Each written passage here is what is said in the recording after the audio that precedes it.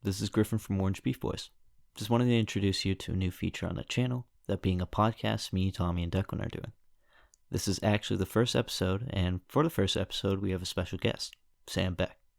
Sam Becht is a recording artist and touring drummer for the band Remo Drive, as well as a kombucha maker and all-around swell guy. If you're interested in purchasing his kombucha, you can reach him at his Instagram at Sam Becht, Becht spelled B-E-K-T. I'll be leaving a link to his Instagram and also a link to his Spotify, where you can listen to his music. Today on the podcast, we'll be talking about what we're listening to, an encounter with Guy Fieri, and other stories and hijinks that take place all throughout. Please enjoy. Welcome, everybody. Cool. Hello. Hello. Hey. And welcome, Sam Becht. Hello. How's everyone doing? I'm doing all right. Doing Quite well. doing now all that right. you're here. Nice. Where's everyone coming from? I'm in Pennsylvania. We're all in New We're all in Hampshire. New Hampshire, yeah. New Hampshire? Yeah. All right, cool. Yeah. Yeah, Pennsylvania, right. You Were you raised in there? Yeah, I'm from the suburbs outside of Philadelphia. That's kind of where I grew up. And then I have been living in Philly for a while now, but I didn't really grow up in Philly. I can't say that. I was in the suburbs for sure. Cool. Okay, that was going to answer my question. I was going to ask if you were a Philly fan or a Pittsburgh Steelers fan. So, Yeah, I mean, I love Pittsburgh. Don't get me wrong. Good food, good friends there, good bars. I have nothing against them, but I'm definitely like a Philly fan. I don't need to root for any Pittsburgh team or anything like that, you know? gotcha. Yeah, no, I totally get that. I mean, I'm from New Hampshire, which is in New England, and I'm not a Pats fan, so I definitely feel like an outcast here. So, you don't need. What fan are you? I'm a Steelers fan. The rest I'm like New England. Like I like the Celtics. I like the Bruins when I do watch them. But Well, they're really good, so I don't blame you.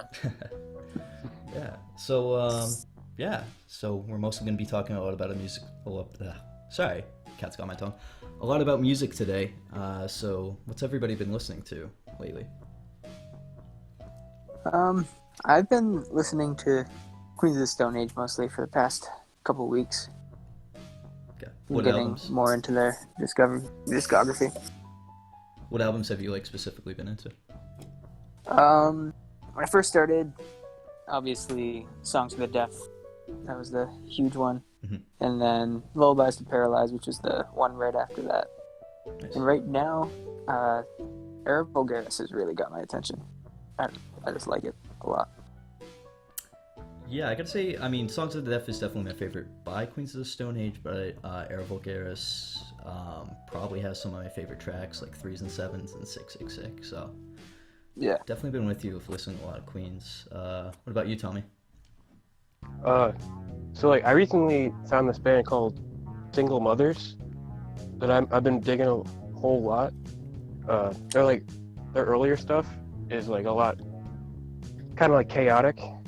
And then as some of the newest stuff is like kind of like cleaned up a little more. But I like all of their stuff. That's awesome. Sam, Yeah. anything lately? I wanted to say this, but I didn't want to interrupt. I like Queens of the Stone Age. I want to get deeper into them. Musicians that I collaborate with are like really deep into Queens of the Stone Age, and Yeah. I'll kind of hear them playing a whole album through, and I always hear a random song that I'm like, this is so sick, this is hot, and then they're like, it's Queens of the Stone Age, and then I'm like, oh, okay, of course. Like I always like hear stuff by them that really intrigues me, so they're on my list. I feel like I definitely know Songs for the Deaf, but I want to get like deeper in. But for me, I've been listening to I just throw stuff in a Spotify playlist if I like it. I feel like I've been on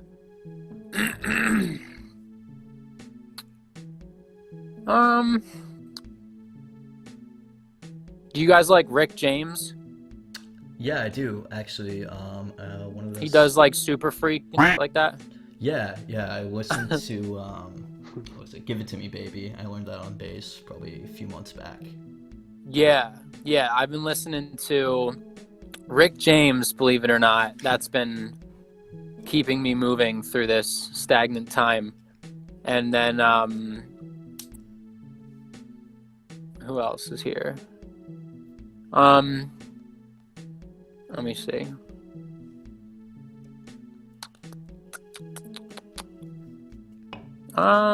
Surprisingly, I've been listening to like Nick Drake.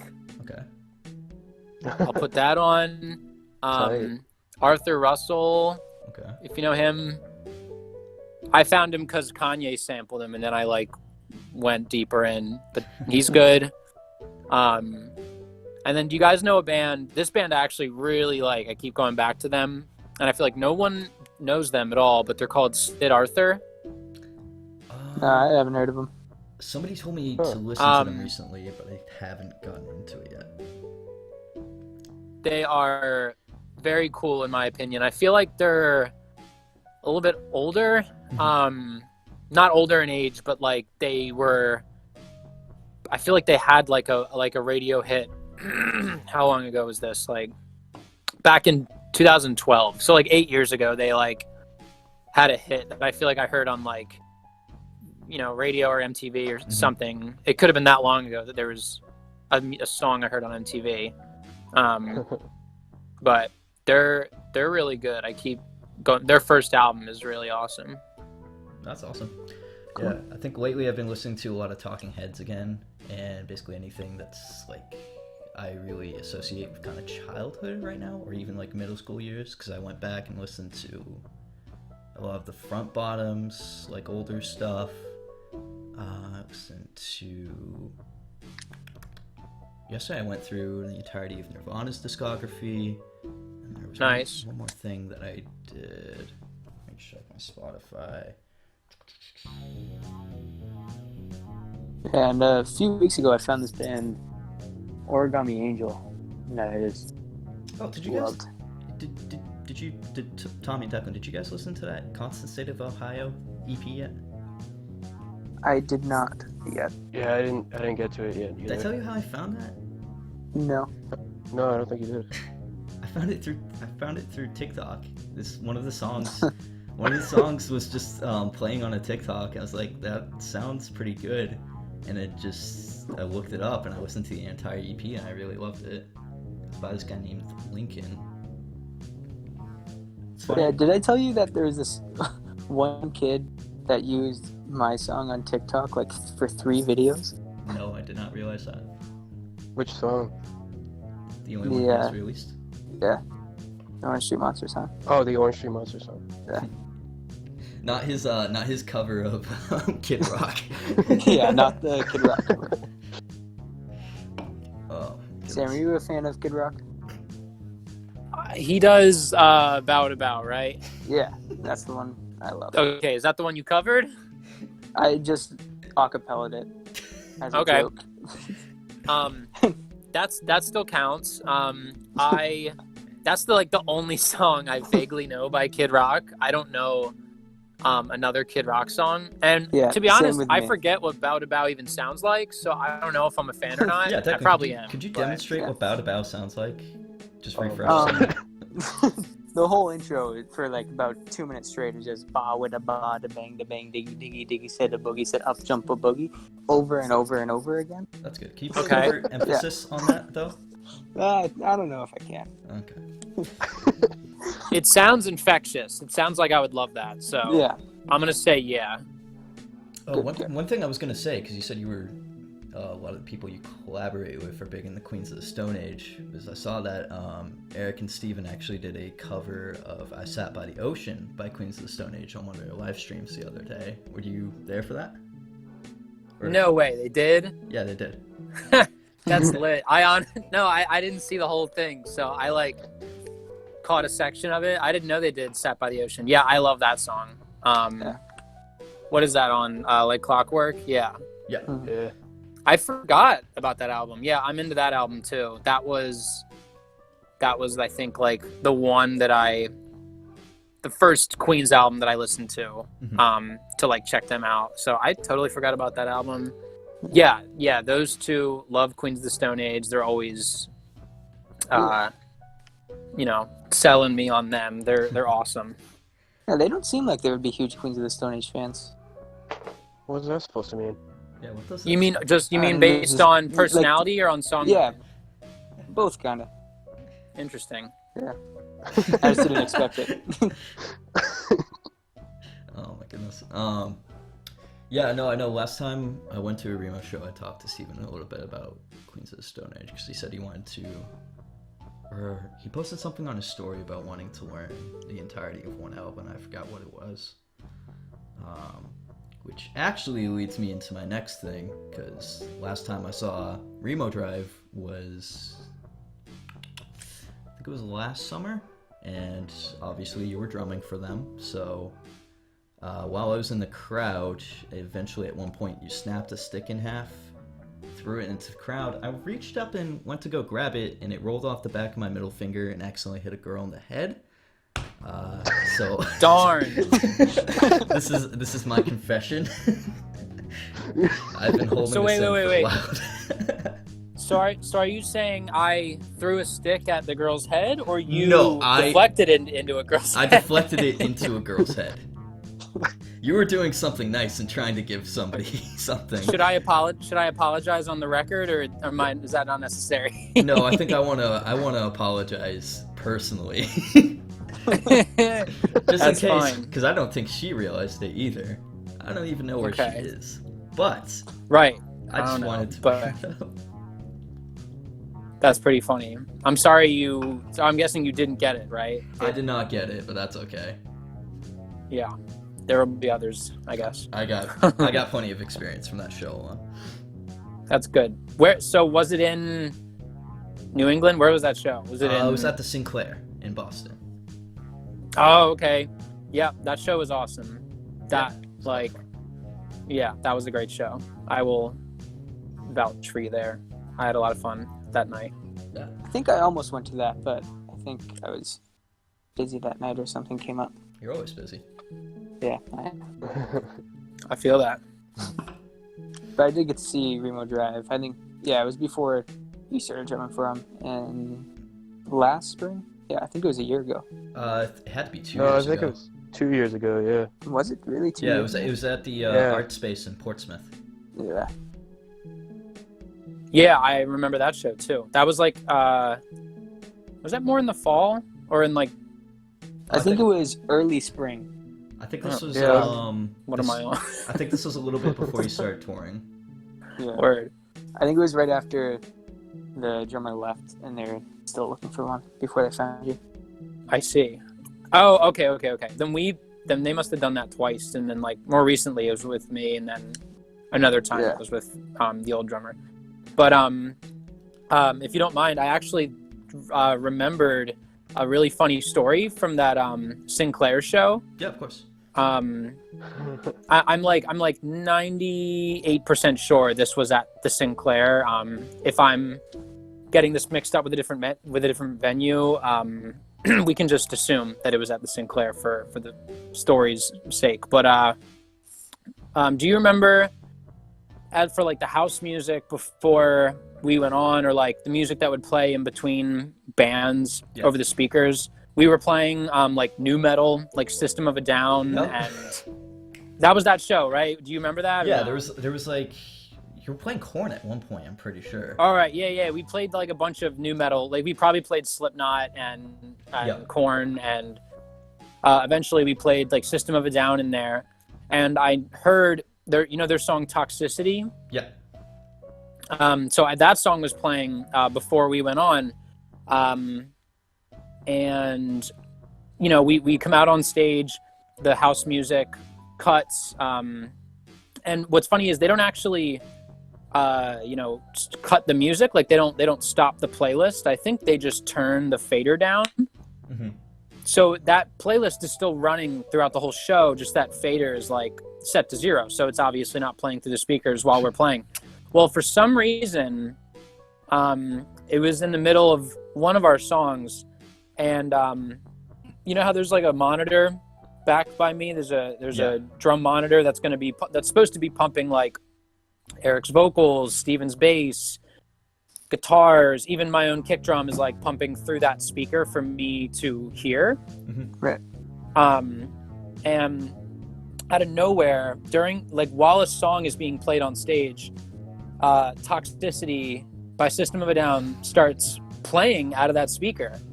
And I'm playing, like, you know, trying to hear what's happening on stage, where like just the studio version of Toxicity is playing in the speaker.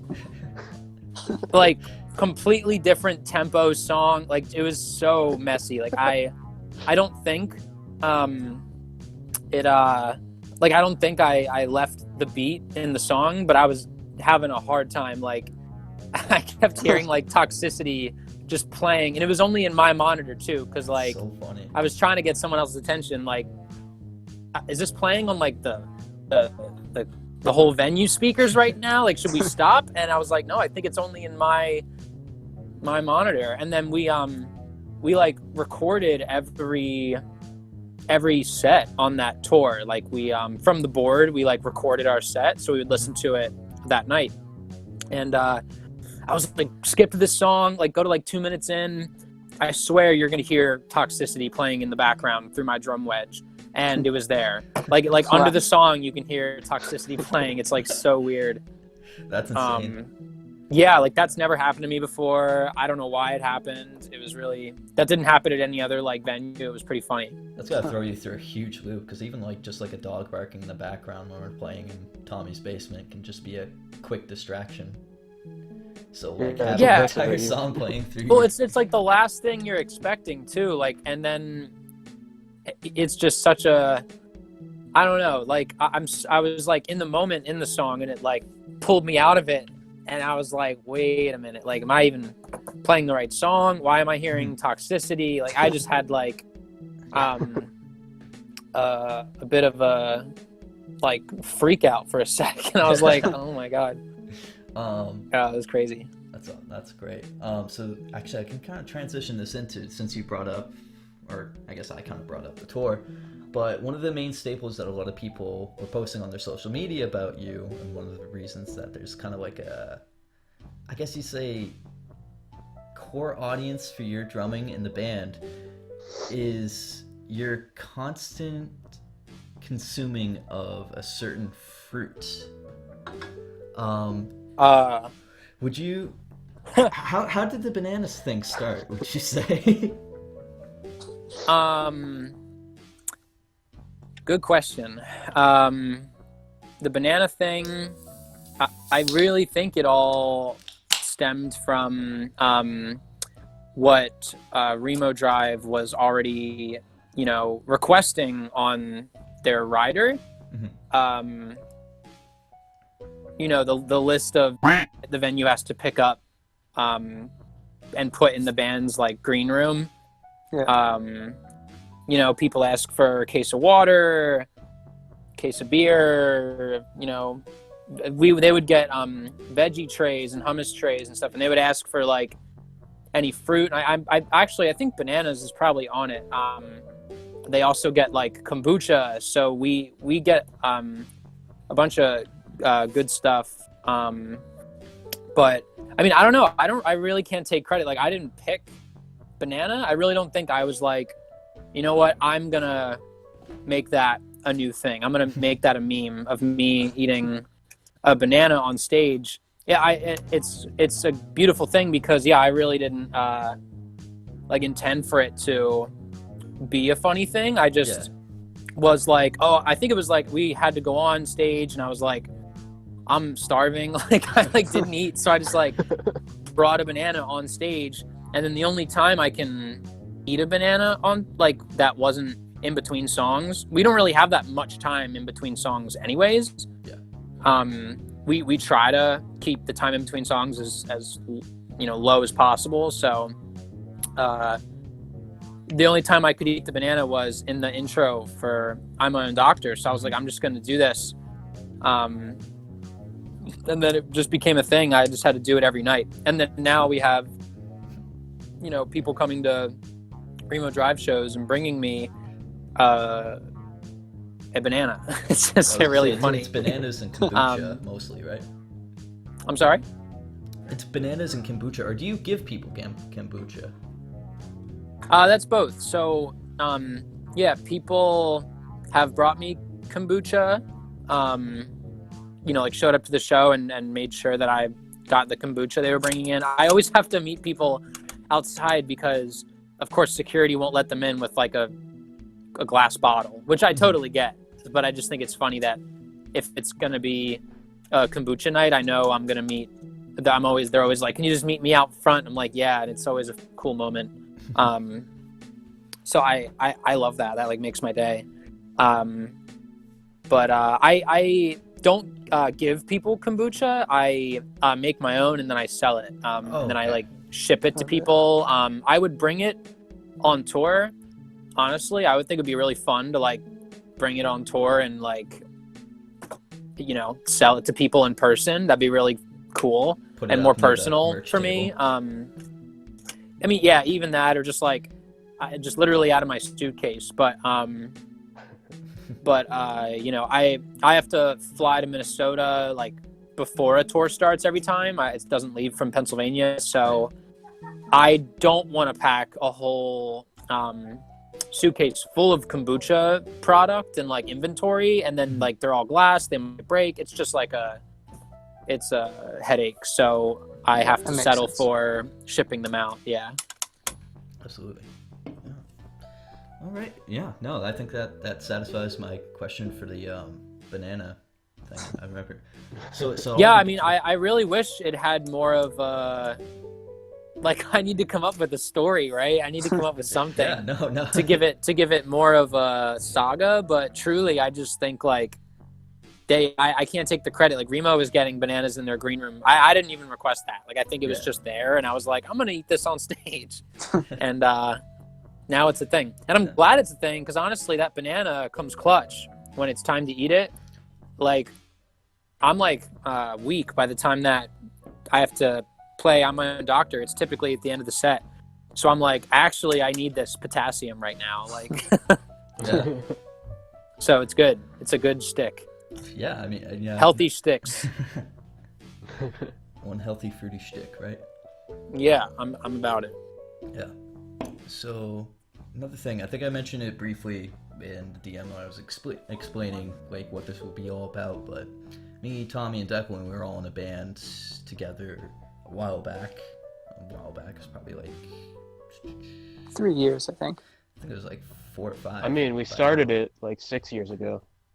I think we started it when I was 13, so that had to be about 7 years ago. Yeah. But a lot of the times, we didn't have like a proper focus or direction. We'd play probably half a song and then goof off and do something else. I was wondering if any of you guys have any particular stories based on band practice shenanigans that really broke out. Start with Tommy. Do you have anything? Oh, I was hoping that you wouldn't start with me. I just want everybody to have a little bit of a spotlight. Shenanigans. Man, there's so many that I can't think of one. Most of them are just me and Declan. I mean, that's fine. I think me and you, Griffin, when we were in Relative Heights, when it was just me and you, watching Family Feud after practicing 2 songs. Yeah, that was always good. We would take a break and we would watch Family Feud, or and that break would turn into 2 hours of Family Feud. 2 hours of Family Feud, and then there was this one. Hey man, practice is practice. I love Family Feud. Oh yeah, it's good. It is good. If that's part of it, so be it. Yeah, my favorite part is when they scream out "good answer" for the most ridiculous answers. I mean. I think that's truly what my dream band would be like. Even if you say something ridiculous, they still have your back. And I learned that from Family Feud. Yeah, you're right. They why don't they do band Family Feud? Like not a blood family, but band members on Family Feud. You know what I mean? Yeah, I think they do that on like Jimmy Kimmel or something with they do actors. it with like Yeah, with like the I was Avengers gonna say and the stuff. Strokes. The Strokes had a music video for Some Days where they had a bit where they were on Family Feud, and that's what got me to think about that a while ago. It's like I'd love to see like a Family Feud where it's like Pup against like Prince Daddy and the Hyena. That would be an entertaining That'd be tight. Yeah. half hour. Why am I blanking on the host's name? Steve Harvey.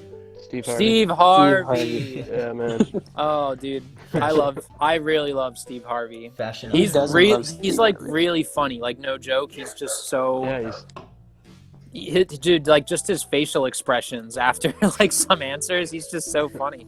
Oh he's my the goodness. Yeah. What was that cooking show we used to watch too, Declan? It was Cheap Eats. Cheap Eats Cheap with Ali Eats. Khan. It was on like the same network as Family Feud. And it was just this guy who would try to get, I think it was breakfast, lunch, a snack, and dinner, all with a certain amount of money in one city, and it was pretty entertaining. That's my life. That's Yeah, my. I was gonna say that's gotta be like the touring band. That's too real. Yeah, that's. If that's a show, then I have content for that. Absolutely. Yeah. Yeah, what's the best meal that you've had while on tour, and in what That's city? funny. Okay, well, make a distinction now. Do you mean, is that on the topic of cheap eats, like the best, like Is hacker best that you meal that had. I've like, or are you saying like, it doesn't matter, like what I paid for it, if it was free, if it was from a fancy restaurant, best meal, like, I guess there's two tiers, do you want like my best meal at a restaurant on tour or like the best cheap eats bag? Why not both?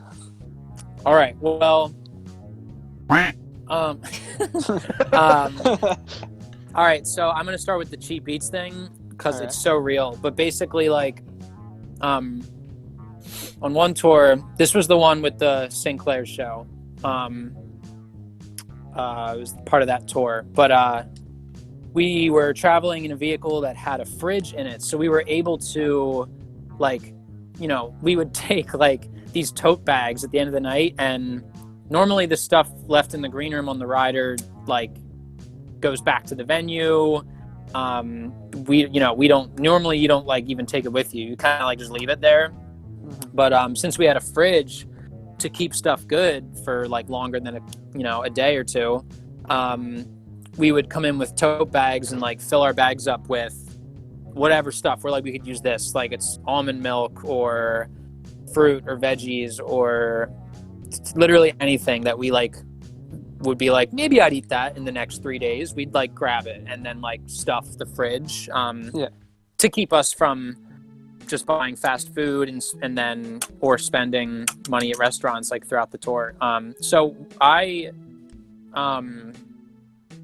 would play this game with myself to see like how long I could go, how long I could sustain the food in the fridge that was like from our rider, from like, it could have been from 4 days ago. You know what I mean? Yeah.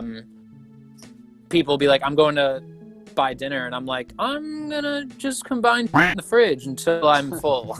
So like, I feel like a lot of times I would just like, I'm trying to remember, a lot of people would just like put avocado on a bagel, which is like a perfectly fine, you can buy that from a cafe for $8. Like that's a fine meal. I just think it's funny, like when you have all these options and you're in LA or something, and I'm just like, I'm just gonna eat an avocado, like, or like just like plastic spoon and avocado out of the shell, or like dude, I feel like there was one thing we ate all the time, but I'm like blanking on it right now. But pretty much salvaging scraps from like rider leftovers was my jam on the tour that we had a fridge. So I think that was my peak cheap eats best. That was best in show. And then the other question was the fancier meal at a restaurant. This one is tougher. So I have a fond memory when we played New Orleans.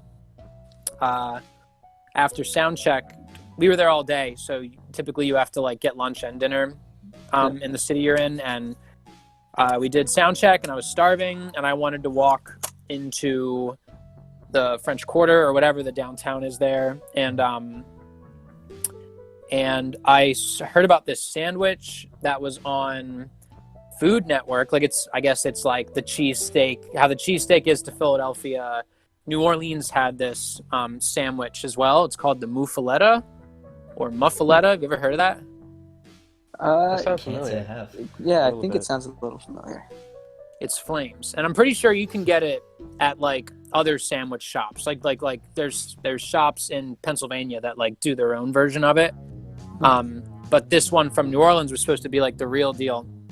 And it was very good. It was fair price. It's like this flat bread type thing with like sesame seeds in it, and then it's like this like pepper relish they put on it and like tapenade, but it's like Italian meats and cheeses and stuff. It's kind of hard, and the cheese is like super sharp. I'm all about that. It's kind of hard to describe. I wish we could have a picture up of it, but that's okay. Everyone will have to do their research at home. But so then like I have this sandwich and I'm all excited, and and there's no seating inside the place. It's just like a deli, you know. You go up and get it, and they give it to you in a piece of paper, and then you're supposed to go eat it somewhere.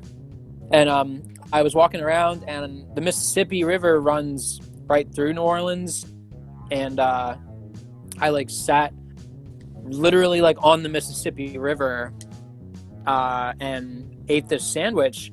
And it was just I'm also in love with the South, so I was like just in heaven eating this, you know, sought after sandwich by the Mississippi River until a seagull did poop all over me. Right. Man. That's just that's the icing on the cake, as they say. That's bad luck. I know. But the funny thing is, I like literally just kept eating. Like the seagull like all over my shoulder and everything, and I was just like, I'm not moving. I don't, I'm just gonna eat this and deal with it. But that was a very memorable, food item I had on tour for sure. I'd say it's kind of like a moment of enlightenment. There was nothing that could really come to ruin it at that point. Absolutely. It was that good. I was like, this seagull's jealous, so. Tommy, you got any stories yet? Not to put any pressure on. Oh, yeah. I used to work at a KFC/Taco Bell, and nice. They would throw out like the posters for like different new products, limited time products, and one of them was the Cheetos sandwich. That was like a chicken sandwich with like Cheetos sauce and Cheetos on it. Very gross. Whoa. But like I kept the poster for it, and I have it hanging in my basement. And one time we were jamming. I came up with this really tight, like heavy lick, and me and Griffin, I think Griffin started like reading all of the things that it said on the poster, like like the descriptions. Yeah, like the description of the sandwich and stuff. But at the bottom, for some reason it says Lover's Box. So I like sang Lover's Box, and then right after I sang it, Griffin would scream Lover's Box. I think did you have the echo turned up on my microphone too, so it just rang out? I feel like I think so, yeah. I think didn't I discover that setting like a couple weeks after that we did that though? I'm not sure. I'm gonna be honest, like I forgot most of the things that happened besides me screaming. Yeah, all blurry. Was I playing drums there with you guys? You were playing. Yeah, you were. But we haven't been able to replicate that song. It's rough. It's lost forever. It's rough. I feel like that's a underappreciated perk of working at a KFC Taco Bell, getting the posters when they're done. Yeah. That's tight. It is tight. Also, like, at one point they remodeled the inside of it, and they threw a bunch of like the seats and decorations out, and there was this big like dumpster thing out in the parking lot, and so I grabbed like, I have like a stool from KFC. I have like a drive-through sign. Dude, It's pretty tight. I don't get any Yeah, of that that's- stuff at my work. that's lit. I stole a sticker of my boss's signature and I put it on my guitar, but that's about it. I just get cuts all over my fingers. That's what I get. That's with every job, though. Yeah. Yeah. Nice. Oh, on the subject of food, I wanted to ask you. I noticed on your Instagram a picture of you with Guy Fieri. Yeah. I gotta ask about that. What was that like? I'm glad you asked, because I've been spreading the good word. I mean, this is tough to say. I mean, I love Guy Fieri as much as the next person, but you ever have an instance where you like look up to I mean, I don't know how much you can really look up to Guy Fieri, but like, but you have this like aura built around. It could be it could be a famous musician, it could be a famous artist, a celebrity, whatever. You have this like expectation or like this aura like built around them that they are a certain way, and then you get to like have a word with them or talk to them or meet them, and what happens in reality like shatters your whole like perspective built upon how they were supposed to be. You know what I mean? Yeah. Does that ever happen to you? Like, so Yeah. this whole, I think it was just this whole experience like shattered my vibe around Guy Fieri. So I honestly, I took a trip to New York right before I got to see him, and my girlfriend and I went, and the only thing that was on in our hotel was Guy's grocery games, like all nights we were there. So we watched like 10 hours of Guy's grocery games, if you know that show. I love it still, but so like I was all hyped up to see him. I like was remembering all his catchphrases he says on TV. I was so stoked to meet this man and talk to him, and I get there with a couple of friends. There's a line around the block outside of this Wine and Spirits. That's where he was doing like a bottle signing meet and greet or whatever. So of course, okay, I get there and there's a line around the block. I'm with friends, bottle signing, and I thought he was just signing bottles or like signing my arm or whatever. I can just go up. I didn't need anything. So of course there's a catch. You were forced, like once you got in line, you were like forced to purchase his new bottle of tequila that is a collaboration with Sammy Hagar. That's hilarious, right? Yeah. Because they look the same. Of course, they have to collab on a bottle. I heard a rumor that like the only reason they became friends was because the memes were surfacing that they are like the same person. Yeah. So then they were like, hey, we might as well work together if people, so I think that kind of, That's that awesome. whole joke about them like started their friendship. That could be wrong, but that's what I've heard. And then, so like you got to buy this tequila bottle. When I buy tequila, it's literally $11. I buy like the cheapest tequila possible. That's just what I do. And this bottle of tequila, I think was like $50 or something. So I was already kind of like put off by that. I was like, come on, man. Like you'd think you'd get to meet Guy Fieri just for waiting in line for 3 hours, but that's not enough. You also have to spend $50 and get his bottle so you can like go up to him and then he signs it. And so now when I get up there, like I'm on my phone and I have the video camera like already rolling, so I can just give it to the security guard and Guy Fieri. And I wanted Guy Fieri to give a birthday shout out for my girlfriend, and I thought this would not be a big deal. You know what I mean? Like I wait 3 hours to talk to you. You got to say one thing.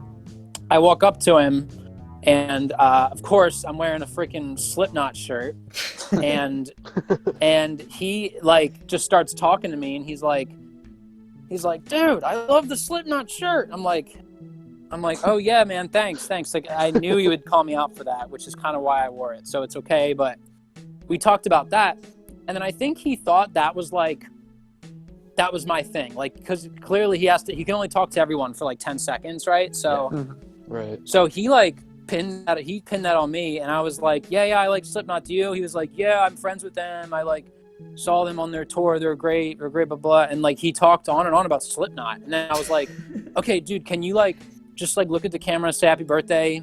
That's all you got to say. And he was like, nope, you should have led with that. He was like, next, and then like pushed me aside, and like the next person went. And I was Wow.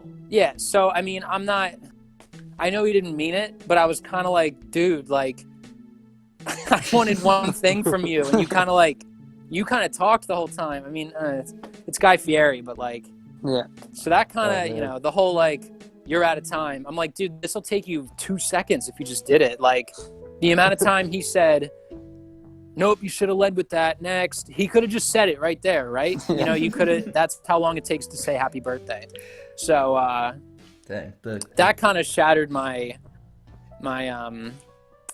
I don't even know what that stardom or love for Guy Fieri. Now I see him and I'm like, you idiot. I'm like, you schmuck.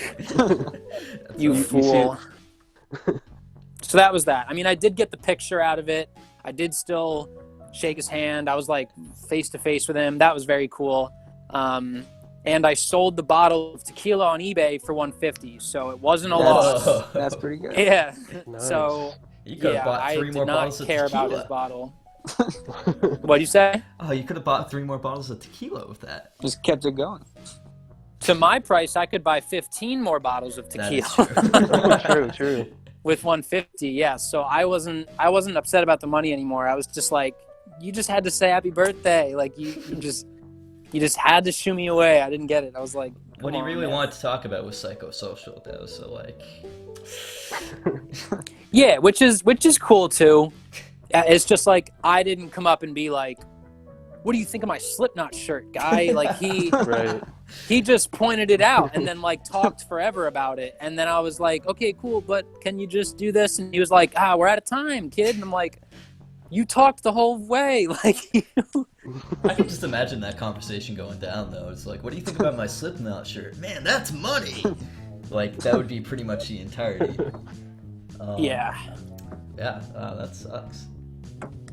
So it's all right. I don't regret it. I look back and I'm like, damn. It's funny. It's stupid. So now when you're flipping through the channels and you see Guy Fieri, you're like, nah, you had your time. Next. Yo, yeah, honestly.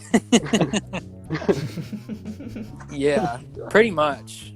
I'm on Chopped now. I don't even watch Guy Fieri anymore. I watch Chopped.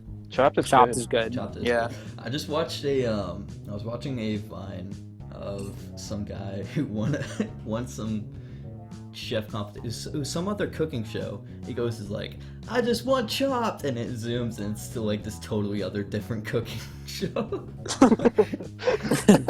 It's one of my favorite Vines. Dude, I miss Vine.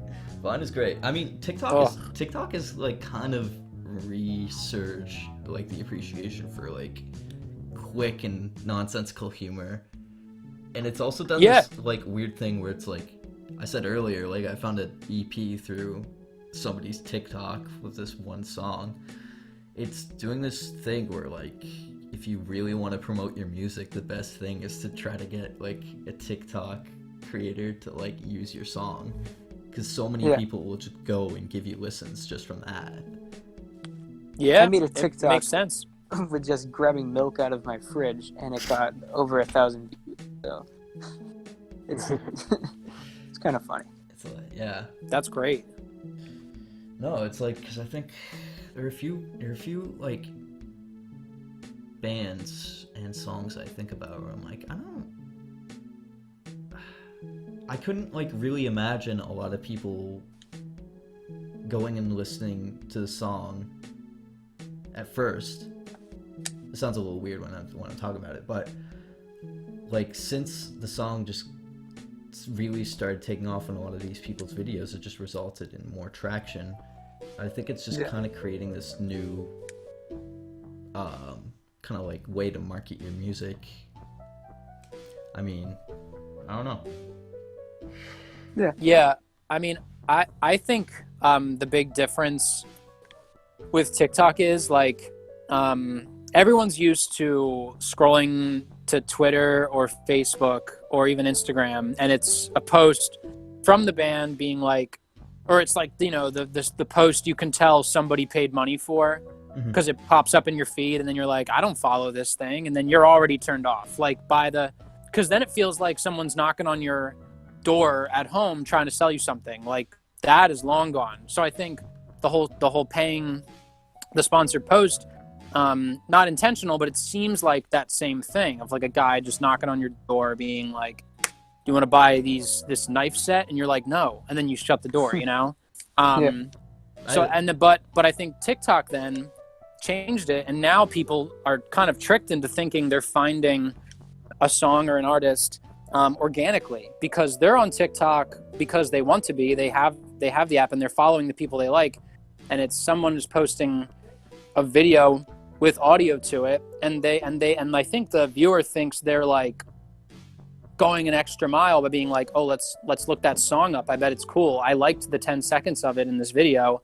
I'll probably like the whole thing. I'll probably like the whole album. You know what I mean? Yeah. So I think it's like, I mean, I'm with all this being said, like I like it. I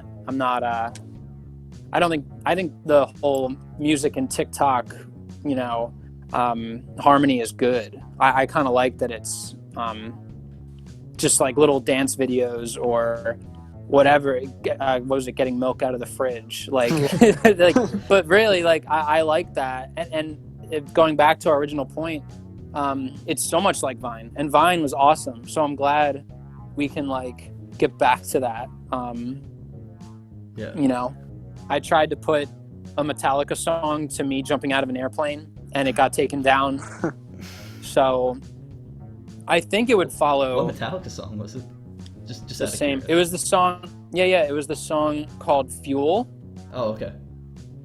I think that's not one of their better albums, but that song used to be like, that song is the opening credit background music to a Hot Wheels racing game that I had for PS1. I think, all right, this is kind of a deep memory, but I think I remember going to one of my first. It's the deepest memory you have, I promise. It's so deep. It's my deepest memory too. So I mean, yeah, I was born in 2000, so like I remember it was like right in that phase where like PS1 was starting to go out, but we still had a lot of the games, and the PS2 was just about to come out. So I still had like a lot of crossover. Like I used to play a lot of like Crash Team Racing. If you played that, Crash is my favorite. Okay, yeah, I just got the remaster and stuff on my PS4, and I've been having a real nostalgia trip with that. That's sick. Yeah, I've played. I don't own it, but I've played it. It's great. Yeah. I think. Now another thing that I was thinking about was a lot of times I think about it like when I first picked up the bass, when I really started playing, I had a few like dream songs I really wanted to cover, learn how to really do 100%. One of those songs was Can't Stop by the Red Hot Chili Peppers, but really what I'm still striving to do right now is a song called Maxwell Murder by Rancid. I was wondering, throughout the whole call right here, what are your guys' like dream songs to be able to cover? And is it on any particular instrument, or is it just like whatever you're doing right now? Or that's a good question.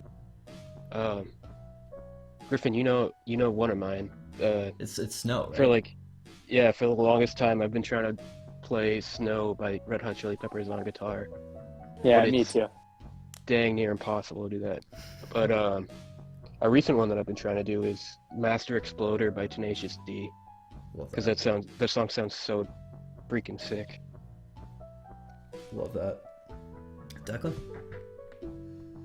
Huh, that's a good question. Remember one song I wanted you to do was My Age by Descendants. Oh yeah. I haven't listened to Descendants in forever.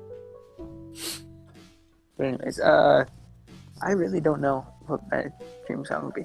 I guess since I've been stuck in that house with quarantine, I kind of want to cover like an entire Queen of the Stone Age album, probably like the first one on all instruments, which would be a task. Yeah, that's an undertaking. Yeah. Yeah, holy crap, dude. That's cool though. I mean, that'd be really sick if you did all that. Yeah. That's sweet. Yeah. I just have to figure out with the recording software and everything, but that would be a fun task. I mean, I got nothing else better to do, pretty much. Right, you and me both. Yeah. What about you, Sam? What are you trying to slap skins to? That sounded awful. What's the song you want to do? Wait, can I clarify the question? Was this one that I want to cover during quarantine, or is this one that I used to cover? I didn't hear the whole question. So any song you like, it's a dream to cover or something you're like striving to do, kind of deal. Okay, a striving cover, like one that I have not done yet, but I like would love to cover it. Yes. Okay, all right. I have one prepared for the one that I used to cover. I mean, so you can do I that need too. to. I just thought I remembered that when I was in, I think, high school, one of the songs I remember spending a lot of time learning on drums. Ironically, I didn't even plan this, but "Toxicity" by System of a Down was a song that I like learned, beat for beat or whatever back in high school. But I can think of one that I'm striving to do. Let me see. The sad part is I really do not play drums when I'm home, to be honest. I have a small kit set up in my room. I'm sitting right next to it, but right now I'm staying with my parents during this quarantine thing, and my dad works from home. I have brothers who go to school from home, I guess. I work from home too still, but like normally it seems the time I'd be playing drums, I'm like disturbing a lot of people I live with. So I actually don't play drums, which is sad to say and probably surprising, but I listen to a lot of music. I feel like I listen to music 24/7 all day. Like I do everything to background music of different artists, but I wish I had like a soundproof room to just like shed in, you know what I mean? Yeah. Maybe in the future I can do that for myself, but it's really funny. Like normally I will not even pick up drumsticks until I go on tour again, which sounds crazy, but wow. Yeah, it's weird. I feel like I'm shattering my own aura, but That's funny.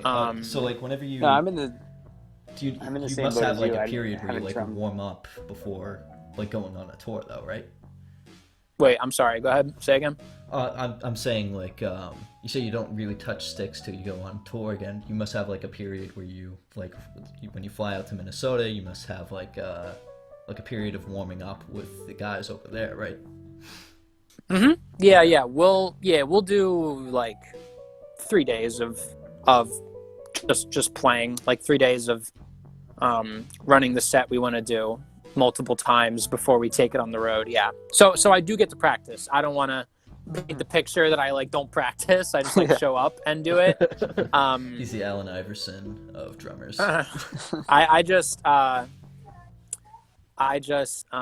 don't get to play as much when I'm home. Like I would love to like how you see people like setting up cameras and like doing like legitimate like drum covers or any instrument really, like covers of songs they like. Like I would love to have that set up. I feel like that would totally,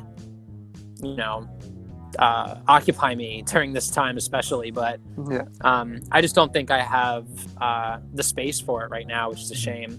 But definitely, dude, I feel like if let's paint a picture. Say I had like the room and the camera set up and I was ready, like I could just go shed right now. I am overdue to learn some Death Grips songs on drums. I really want to. I love Death Grips so much, and I want to. There's so many beats Zach Hill does that I like.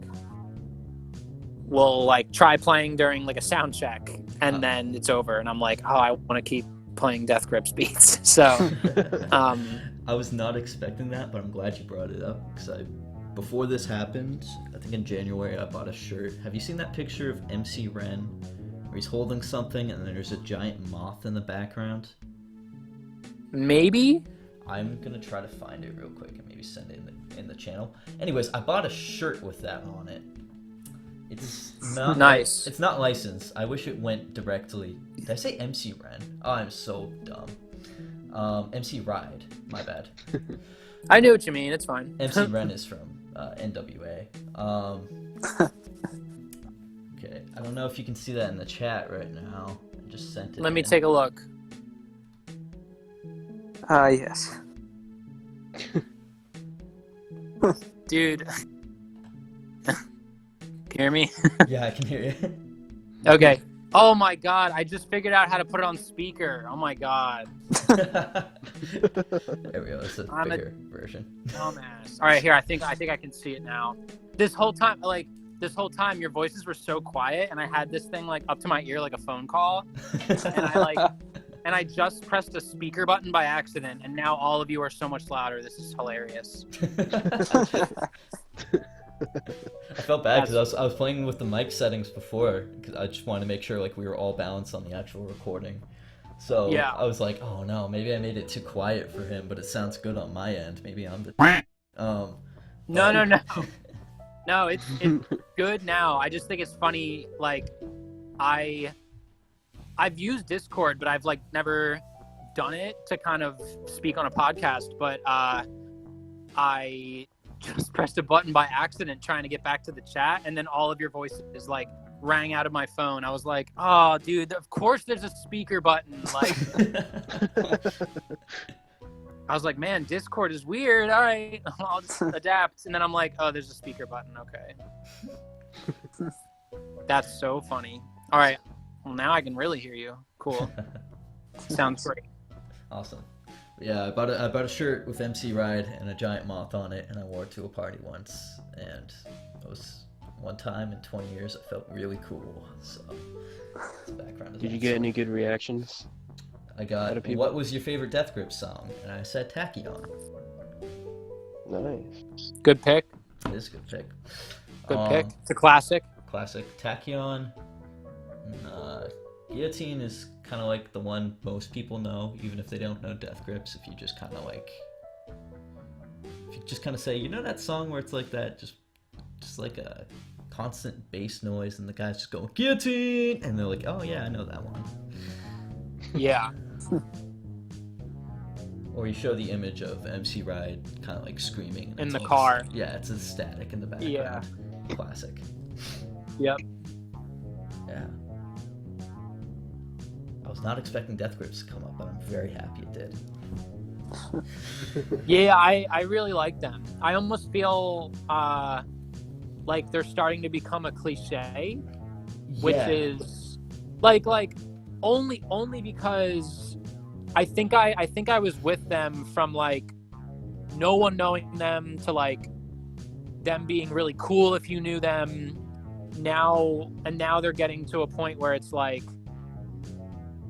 they're like cliche, like of course like almost like someone's gonna say they like Death Grips and then assume that their taste is really refined or something. You know what I mean? Yeah, no, I completely get that. I feel that Where I'm just like, I don't care what people think. I still listen to them all the time. I still love them so much. I just don't. But I can kind of acknowledge like I saw their transgression from like unknown to like really hip and cool for a couple albums to like now everyone's like, that's old news. Like, you know what I mean? Like, Yeah. No, I feel like I felt that way with like what was it? Like Mac DeMarco and like even like modern baseball right now, just because like a lot of people are, at least like some people are kind of rediscovering it, and it's just kind of popped up. Like with modern baseball, but like with Mac DeMarco, like he had his, I think like two and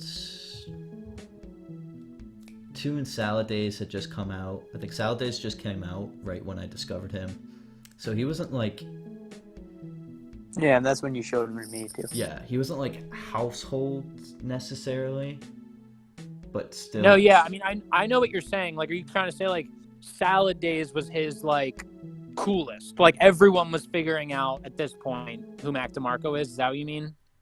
Kind of. My favorite album by him is actually either Another One or This Old Dog, but like that was kind of like, Interesting. yeah, but it kind of just grew into this phase where like now it's kind of like, you know, people who listen to Mac DeMarco now are like, yeah, this really underground guy or something like that. It's kind of like, you know, like those fake deep kind of things. Yeah, no, I get what you're saying, and yeah, like it's gotten to the point where you're like, Mac DeMarco is not hip anymore. Like maybe he still makes music that sounds indie and whatever you want to classify him as, but like people can't say like they're breaking ground because they like Tyler the Creator. You know what I mean? Yeah, like, yeah, exactly. Yeah. But like I feel like 3 years ago you could probably get away with that, being like, there's this rapper named Tyler, he's unconventional, here's his music, and people are like, oh wow, and people are like, well, same with Death Grips. Like when I first heard it, I was like, bro, this is trash. And then because like it's really weird. But then once you get used to it, you're like, this is the best thing in the world. You're like, wait a minute, this is so ahead of its time. It's like amazing. So I think like once you get past that, yeah, I'm losing my train of thought, but you know what I mean. Yeah, no, exactly. I think it's another one of those things where it's like trying to get over fan culture and like really just look at the artist instead. Because sure. Yeah. It's really easy to just get lost in that or another person's opinion of it. Because I'll tell you what though, actually I saw Mac DeMarco this fall. And that was one of the funniest concert experiences I had. At one point he went through his whole entire set, and then his guitarist started doing a solo, and as a joke, the rest of his solo consisted of covers. So they did like they played Carry On My Wayward Son, but only one riff, and it was for 3 minutes. Like they didn't go into the chorus, it was the main riff for about 3 minutes. That hurt. It was really funny. Was anybody pissed off? No. All right. I feel like I would be so pissed off, but no. But I will take your word that he stole the joke. I'll take your word for it. Yeah, it was that they did some. What else did they do? They did Misfits covers. I'm pretty sure, if I remember correctly. Wow. Yeah. No, it was a lot of fun. It was probably the wackiest concert experience I had, next to I don't know, maybe like the second time I saw Pup. That was pretty funny too. Yeah, I hear Mac DeMarco's concerts are pretty humorous. Like I do hear that about. He's like really funny at his shows, which I like really respect. That is. Yeah, like at one point he was swinging the mic around and just like throwing it as high in the air as he could and just try to catch it and do like a real rock star thing. And at one point he just dropped it, but you know, he's such a charismatic guy where he can just like play it off. Yeah, I mean, I like that additional layer of performance that like he's gonna sing his songs or whatever, but he'll also like kind of be a clown up there, which is really good. Yeah. Yeah. Yeah. It's like another level of performing. I like that. Absolutely.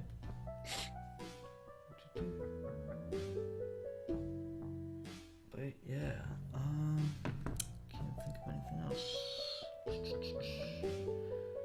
You guys have any questions or something to bring up? What really inspired you to start picking up music? What inspired me to pick up music? Yeah. That's a good question. I